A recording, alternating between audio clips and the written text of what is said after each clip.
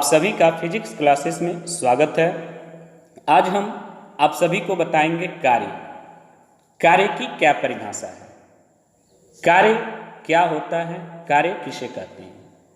ठीक है बच्चे, तो कार्य करने के लिए ऊर्जा की आवश्यकता होती है। सजीवों में ऊर्जा भोजन से मिलती है, मशीन को ऊर्जा ईंधन से मिलती है।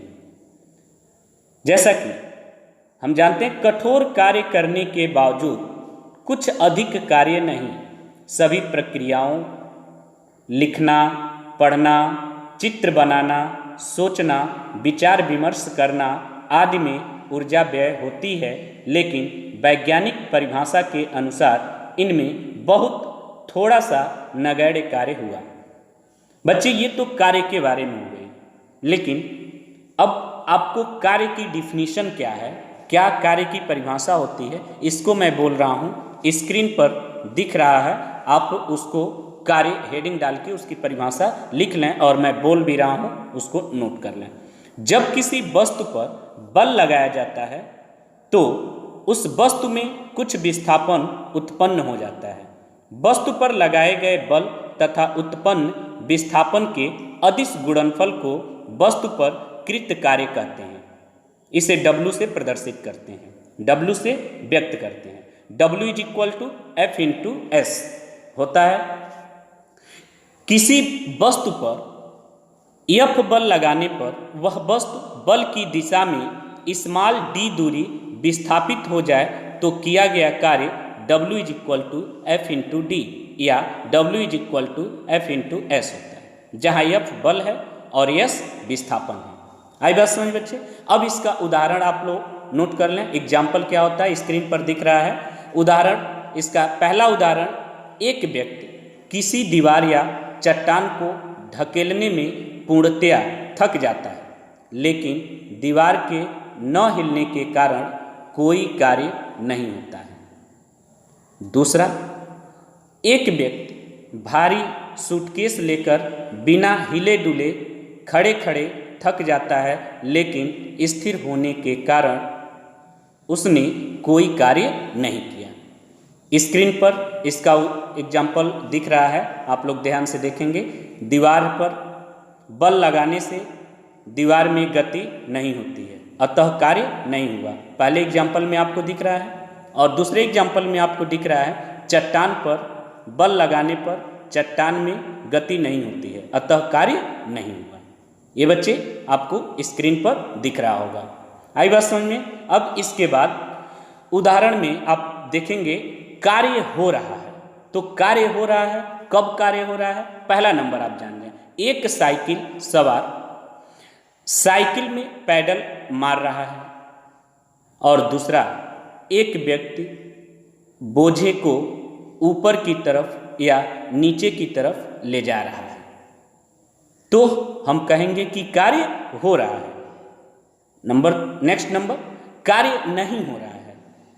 कब नहीं हो रहा है इसको आप जानेंगे, जब कुली वजन लेकर स्थिर खड़ा है, और नंबर 2, व्यक्ति दीवार पर बल लगा रहा है।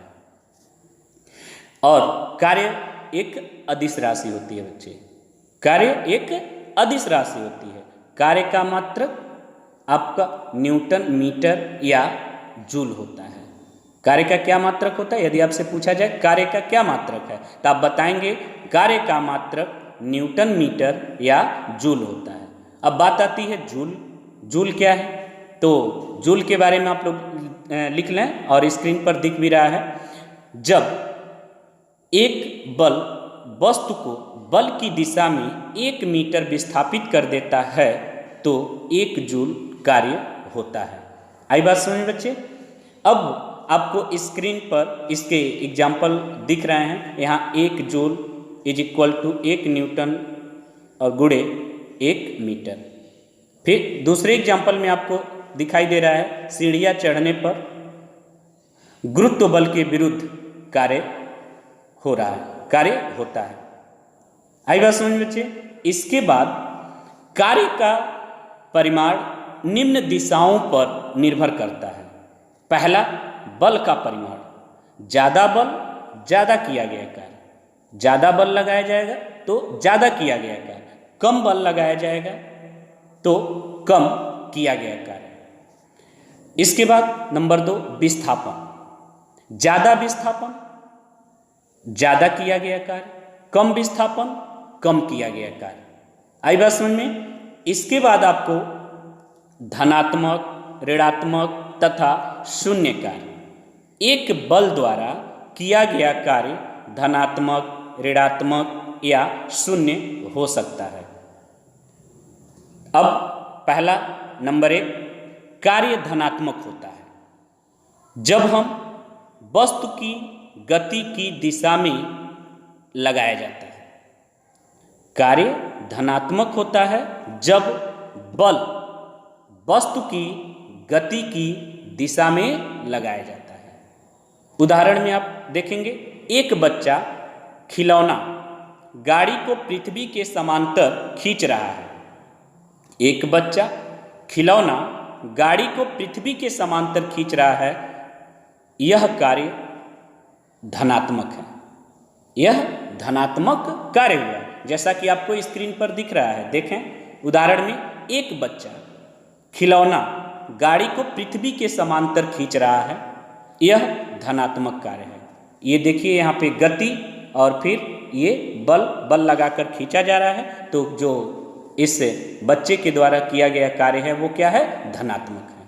आई बात समझ में। अगला ऋणात्मक कार्य, नंबर 2 ऋणात्मक कार्य। ऋणात्मक कार्य तब होता है जब बल वस्तु की गति की विपरीत दिशा में लगाया जाता है।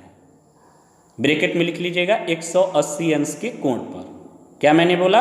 ऋणात्मक कार्य तब होता है जब बल वस्तु की गति के विपरीत दिशा में लगाया जाता है। ब्रैकेट में क्या लिखेंगे? 180 अंश के कोण पर, जैसा कि आपको स्क्रीन पर दिख रहा है। देखेंगे उदाहरण में, जब हम जमीन पर रखी फुटबॉल पर किक मारते हैं तो फुटबॉल किक मारने की दिशा में चलती है। यह कार्य धनात्मक है। लेकिन जब फुटबॉल रुकती है, उस पर घर्षण बल गति की दिशा के विपरीत दिशा में कार्य करता है, यहाँ कार्य ऋणात्मक है। क्या मैंने बोला? जब फुटबॉल रुकती है, उस पर घर्षण बल गति की दिशा के विपरीत दिशा में कार्य करता है, यहाँ कार्य ऋणात्मक होगा।